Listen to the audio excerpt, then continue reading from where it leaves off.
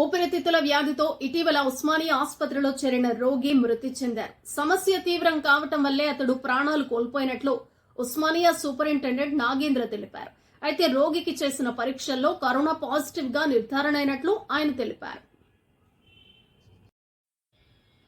దేశంలో కోవిడ్ క్రియాశీలక కేసులు 4,000 దాటాయి. దీంతో పాటు కొత్త ఉపరకం JN1 కేసులు పెరుగుతున్నాయి.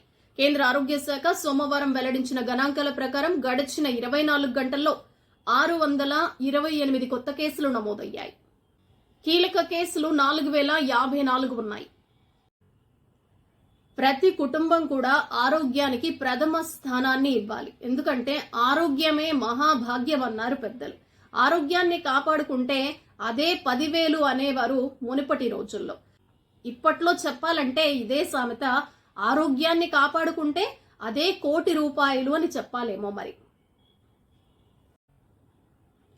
మనుషులందరూ తమ ఆరోగ్యం పట్ల పట్టు కోల్పోతున్నారు.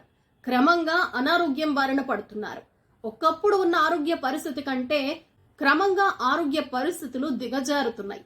తద్వారా ప్రతి మనిషి తెలుసుకోవాల్సిన ముఖ్యమైన విషయం ఏంటి అంటే, ఆరోగ్యం గురించి ప్రతి ఒక్కరూ శ్రద్ధ వహించాలి. సరైన ఆహారం తీసుకోవటం, వ్యాయామం చేయటం, మెడిటేషన్ చేయటం, అవసరమైన వారు సప్లిమెంట్లు వాడటం అనేది చాలా ముఖ్యమని ప్రతి ఒక్కరూ గమనించాలి.